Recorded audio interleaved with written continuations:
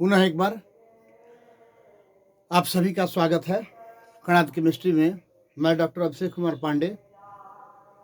आंकिक प्रश्न, एक घनाकार जालक में इकाई सेल का किनारा 3 एंगस्ट्रॉम पर स्थित है। इसका घनत्व यदि 8 ग्राम प्रति सेंटीमीटर क्यूब हो तो इस घनाकार इकाई सेल के 50 ग्राम में कितने इकाई सेल होंगे। आपसे पूछा जा रहा है, एक घनाकार इकाई सेल है जिसके किनारे की लंबाई 3 एंगस्ट्रॉम है। इसका घनत्व यदि 8 ग्राम प्रति सेंटीमीटर क्यूब हो तो इसके 50 ग्राम में कितना यूनिट सेल होगा। आपसे ये प्रश्न पूछा गया है कि इसके 50 ग्राम में कितना यूनिट सेल होगा। तो सबसे पहले हम लोगों को, आपने प्रश्न देखा,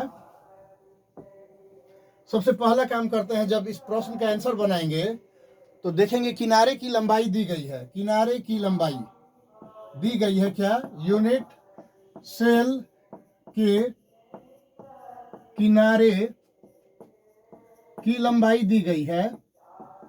यूनिट सेल के किनारे की लंबाई दी गई है 3.0 एंगस्ट्रॉम। यहां से ये 3.0 इंटू 10⁻⁻8 सेंटीमीटर हो जाएगा। 1 एंगस्ट्रॉम के बदले 3.0 गुना 10⁻⁻8 सेंटीमीटर हो गया। तो किनारे की लंबाई है, तो इस तरह से वॉल्यूम निकाल सकते हैं। Volume of cubic unit cell, volume of cubic unit cell निकाल सकते हैं। ये हो जाएगा आपका ए क्यू, और ए क्यू मतलब कि 3.0 10⁻⁻8 का क्यू करेंगे तो यहाँ से आपका 27 इंटू 10⁻24 CM क्यू। यहाँ अगर 2.7 लिख दें हम लोग, 10⁻23 CM क्यू हो जाएगा। इसका जो वॉल्यूम है यूनिट सेल का वो 2.7 गुना 10⁻23 सेंटीमीटर क्यूब मिला। अब 2.7 गुना 10⁻23 सेंटीमीटर क्यूब मिला। ये यूनिट सेल का वॉल्यूम हो गया, इकाई सेल का आयतन हो गया। अब आपको देखना है, इस प्रश्न को आगे बनाएंगे कि यूनिट सेल का आयतन निकालने के बाद 50 ग्राम धातु में ये 50 ग्राम इस धातु का आयतन कितना होगा वो एक बार निकाल लिया जाए। पहले हम लोग, जो क्वेश्चन में दिया है कि इस ठोस का जो मात्रा है 50 ग्राम है, तो 50 ग्राम में कितना आयतन होगा धातु का, पहले वो निकालते हैं। तो वॉल्यूम ऑफ मेटल या volume of solid, volume of metal, तो आयतन बराबर क्या होता है, द्रव्यमान बटा घनत्व। आयतन बराबर द्रव्यमान बटा घनत्व। द्रव्यमान दिया हुआ है 50 ग्राम, घनत्व दिया हुआ है प्रश्न में घनत्व दिया हुआ है 8 ग्राम सेंटीमीटर इनवर्स 3 दिया हुआ है। तो यहां से कैलकुलेट करने पर आपको प्राप्त होगा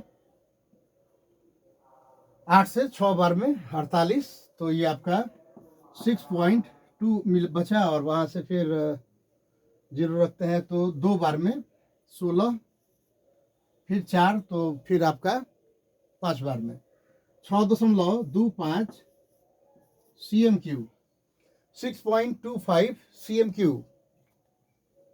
वॉल्यूम ऑफ मेटल, धातु का जो आयतन है वो मिला हम लोगों को 6.25 CM क्यूब, धातु का आयतन। यूनिट सेल का आयतन पता है, धातु का आयतन पता चल गया। तो अब क्या करते हैं, निकाल देते हैं कि कितने यूनिट सेल होंगे। तो number of unit cell is equal to volume of solid या volume of metal divided by volume of unit cell. यहां से ठोस का या सॉलिड लिख रहे हैं या मेटल लिख रहे हैं उससे फर्क नहीं पड़ता है, या तो सॉलिड लेकर चलेंगे लिखेंगे या मेटल लेकर लिखेंगे, हम लोग जैसा प्रश्न में दिया रहेगा उसके हिसाब से बातचीत होगी। तो वॉल्यूम ऑफ सॉलिड अभी निकाले हैं 6.25 cm³ divided by volume of unit cell. Unit cell का वॉल्यूम निकाले थे हम लोग 2.7 10 to the power 2.7 10 to the power minus 23 cm³। cm³ कटा यहां से। अब आपका फाइनल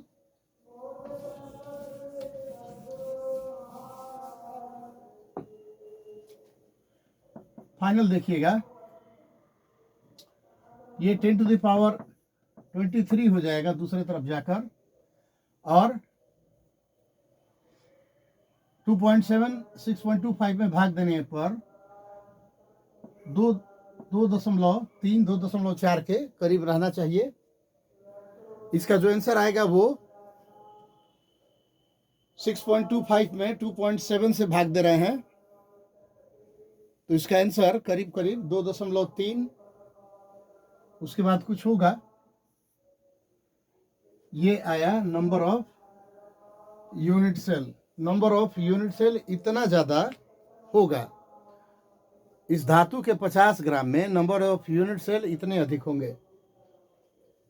तो बना लीजिएगा या स्क्रीनशॉट ले लेते हैं इसका। आपको आपके अभ्यास के लिए इसी तरह का एक प्रश्न और हम देखते हैं, एकदम सिमिलर क्वेश्चन, हूबहू इसी प्रकार का एक और क्वेश्चन हम लोग देखते हैं। ये बन गया हो तो पहले उस क्वेश्चन को मैं लिख दे रहा हूं, फिर ये बना लिए हो तो एक क्वेश्चन जो इसी तरह का है उसको पुनः मैं लिख दे रहा हूं।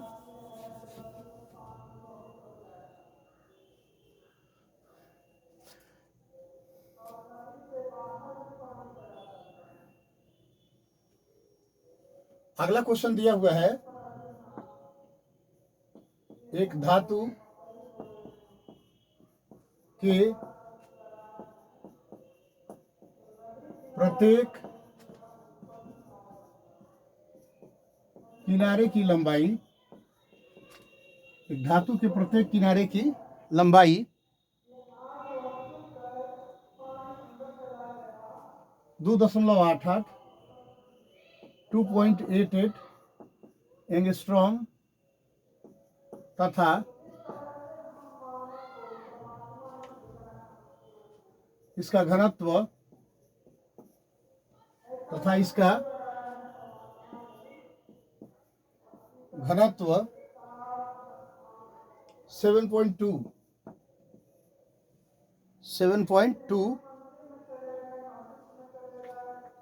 इसका घनत्व 7.2 ग्राम cm³ हो तो इस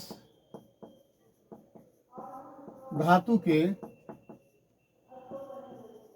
100 ग्राम में, इस धातु के 100 ग्राम में कितने यूनिट सेल होंगे। इस धातु के 100 ग्राम में कितने यूनिट सेल होंगे। जब इस प्रश्न का हम लोग आंसर की बात करें, फिर वही धातु के किनारे की लंबाई दिया हुआ है 2.88 एंगस्ट्रॉम, तो एज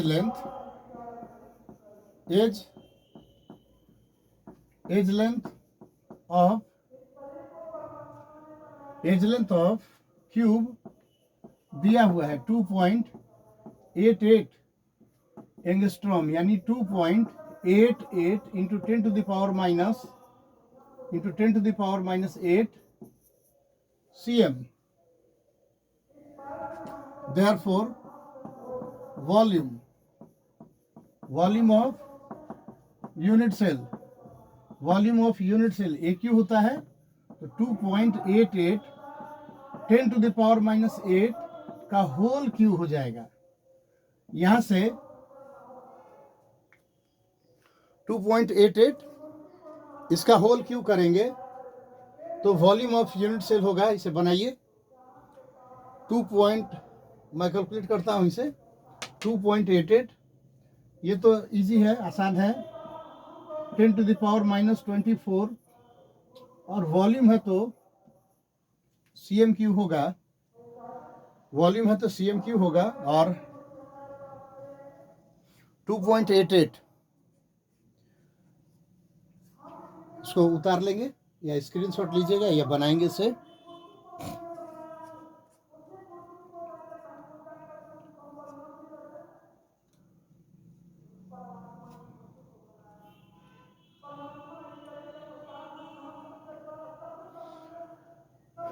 .39 यहां से 10 to the power minus 23 CMQ. ध्यान रखिएगा, दशमलव को एक अंक बाएं तरफ ले गए हैं तो पावर में भी एक का अंतर आ गया है. तो वॉल्यूम ऑफ यूनिट सेल अब हम लोगों को पता है. हम लोगों को यूनिट सेल का वॉल्यूम पता चल गया तो देखना है 100 ग्राम धातु का आयतन कितना होगा.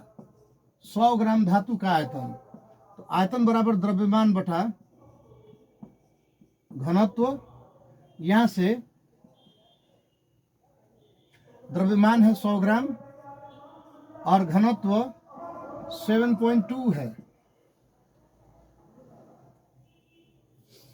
घनत्व है 7.2 घनत्व है.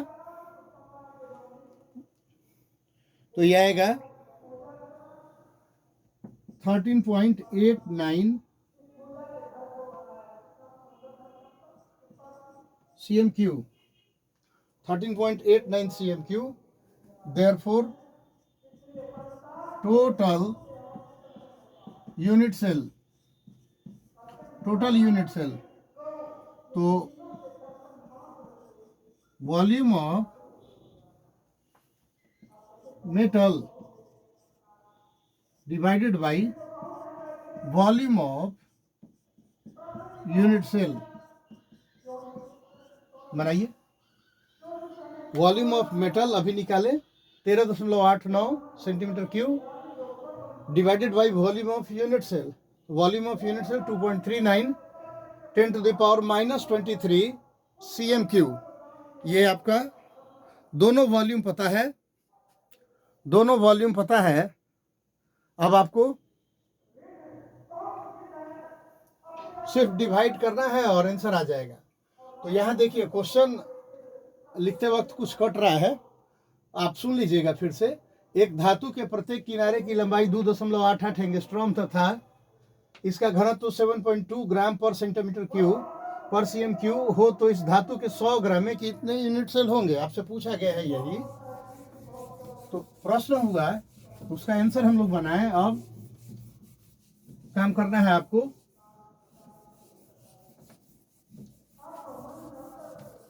Final total unit cell volume of metal divided by volume of unit cell. तो यहां से volume of metal 13.89 divided by volume of unit cell यह आया था आपका 2.3 into 10 to the power minus 2.3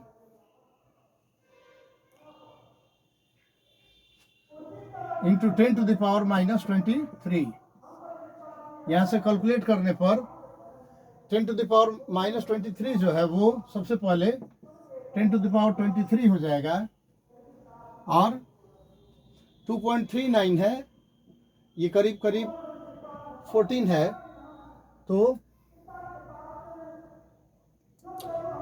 divide करेंगे तो मान आएगा 5.81, 5.8 10⁻23, ये इतने नंबर ऑफ यूनिट सेल होंगे।